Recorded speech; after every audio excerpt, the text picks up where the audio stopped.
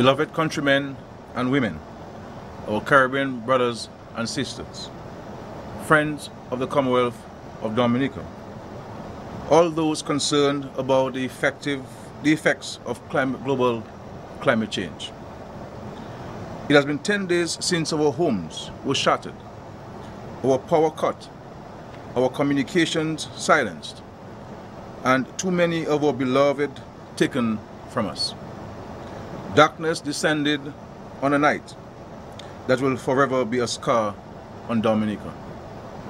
Tonight, I would like to update you on where we are now, share with you our current thinking, and deepen our dialogue on the rebuilding of Dominica. I said at the United Nations last week that we Dominicans have cried for our people and our land, but we do not despair. We survey the debris, shocked but not stooped. We have always stood tall, and as long as we remain a single community, we always will. My fellow Dominicans, there are 3 parts to the journey of Dominica returning. The first is the immediate rescue. As you know, we were able to receive and distribute food, water, and other supplies. We now have a consistent flow of food in the country, and I expect that with the local business community eager to get back on its feet, very soon normal commercial activity will be restored in Dominica, and the majority of you will be able to do your own purchasing. In the meantime, I am committed to ensuring an adequate and reliable supply of food and adequate drinking water to all residents. I am happy to report that 10 days after, both our landing strips are now fully functional, even though normal commercial flight activity is hampered by the need to clean up and rehabilitate the terminals and restore reliable power and water services. At this time, I wish to thank Liat, the Caribbean airline, for their unflinching commitment to our welfare and well-being in the aftermath of the hurricane. As soon as it was possible and practical, Liat was bringing relief supplies and transporting ill and vulnerable citizens out of the country, and I must stress, for free. Fellow citizens and residents, many of your relatives and friends have been inconvenienced by the inability to fly direct to Dominica. But I am assured that given the assessment of local and visiting Eastern Caribbean civil aviation officials, we should be able to reopen our airspace to limited commercial activity within the next 7 days. The same applies to our seaports, where we have been receiving relief supplies from relatively large boats, and the passenger ferries have been plying the trade. We expect to begin welcoming large container vessels by next Wednesday. In the area of healthcare, the Princess Margaret Hospital is motoring back. Water and electricity have been restored. So too has a majority of the services. Health centers across the island are operating on varying degrees, with several shifting to temporary facilities as a result of wind and water damage. Medical supplies arrived on island and were sent to all healthcare centers in Dominica. In spite of the rubble and the time it took to clear roads and reach some outlying health centers and communities, there has been no outbreak of this disease on the island of Dominica. We continue to provide anti-tetanus vaccines at health centers. From an environmental perspective, separate sites have been identified for temporary disposal of galvanized and wood. We continue to monitor the quality of river water and water purification tablets are available from health centers.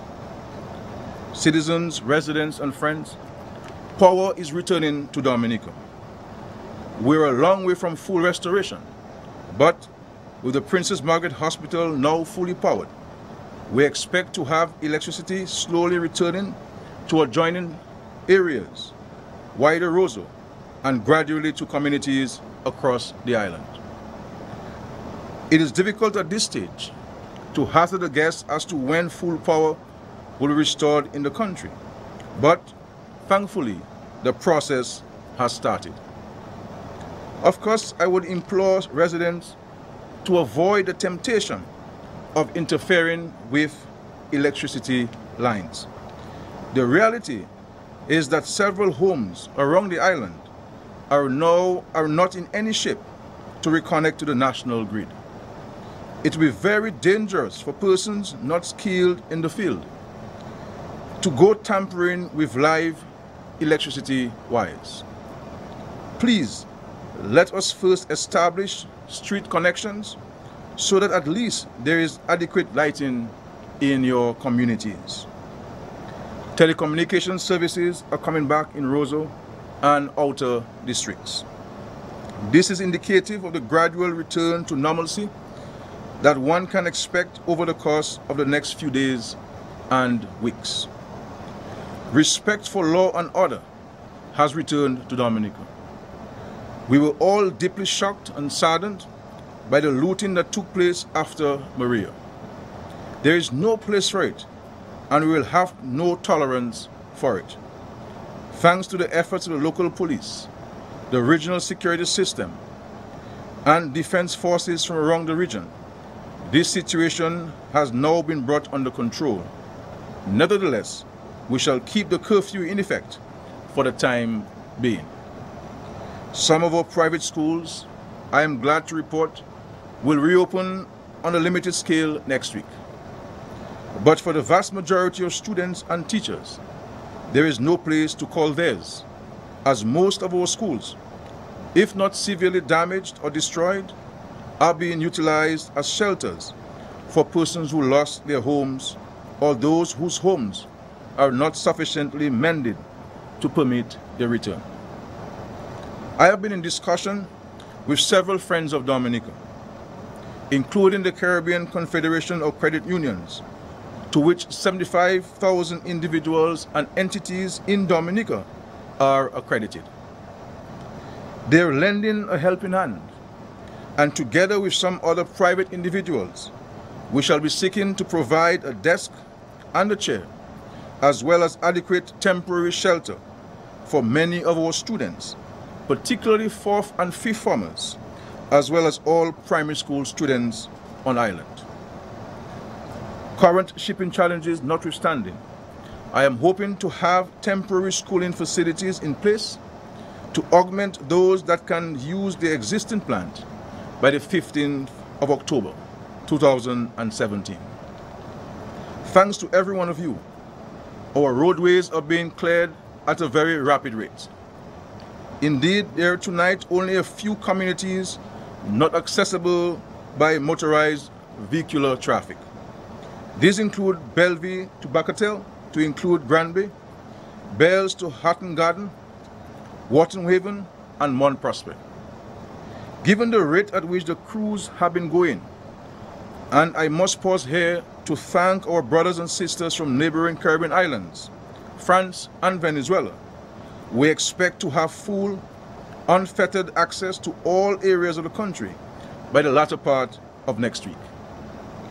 Of course, there are scenarios where bridges have been destroyed and temporary or replacement structures will have to be put in place. I am pleased to confirm that the first shipment of Bailey bridges, graciously loaned to us by the government of St. Lucia, will be arriving at the Roseau port this evening, and the second shipment by Sunday morning. Construction crews are already on island and are set to commence assembly and installation so that in very short order, a total of 1 kilometer of bridge crossings will be installed at critical areas across the island. My fellow Dominicans, friends and well-wishers, none of what I have described so far is happening as quickly as we would like, but it is happening as quickly as it can. You can imagine that there have been deep challenges relating to our internal transportation, communications, and of course, the devastation. To support the rescue, at the United Nations General Assembly last weekend, I requested and have received airplanes, helicopters, and experts in the coordination of rescue operations. There are now on island representatives from several nations across the globe, and for this we are very appreciative and eternally grateful. In this regard also, we must thank our Caribbean brothers and sisters for the assistance they have so willingly rendered, as well as our international partners beyond Caribbean shores. The time will come when we will show our fulsome appreciation to each and everyone, but that time is not today. Other than to say that on the morning of September 19th, Maria tested the resolve of Dominicans, our Caribbean neighbors, and the rest of the world, and all have passed this test. The rescue phase of our journey is now sufficiently effective and mature that we can spare time to plan and draw down the next phase of the journey, centered around the social and economic recovery of Dominica. We know that in this phase, the government must play a central role in reviving expenditure, but that it must do so in a fiscally credible manner. Within the limits of government revenues, we will maximize the impact of the government in maintaining domestic expenditure. We are doing so already, and we make a commitment going forward to maintain government employment and wages. In addition to the government budget, we are also considering a series of measures to support the spending of those immensely weakened by Maria.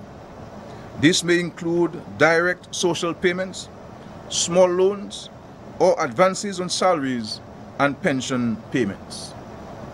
We are looking to see how we can refine these ideas, mitigate risk, and ensure their effective and fair implementation. As soon as we have settled in the best way to move forward on one or all of these measures, we shall do so. We understand the necessity of urgency. Our efforts must be magnified by the decisions of those outside of government. We'll be working with the money transfer and insurance firms to ensure that there are no hold-ups with the potential inflow of funds. We will work with the banks and creditors to avoid any premature calling in of loans. We will be monitoring to ensure that there is no price gouging behavior in our country. We will act firmly if there is. My friends, I spent today speaking to members of the private sector and commit to continuing the dialogue to learn of current or new obstacles to the return of business. I was pleased to see the vigor of the commitment to our nation. Separately, I have spoken to the leadership of Ross University School of Medicine and can report that they have affirmed their absolute commitment to Dominica. Indeed, the president of Ross University will be coming to Dominica next week to further discussions and see how, together, we can fast-track the process for full resumption of operations on Dominica. In this regard, I urge property owners in the North, in particular, to expedite repairs and renovations to their properties, especially those let and sublet to students. My fellow Dominicans, our country is blessed to have some true and sincere friends.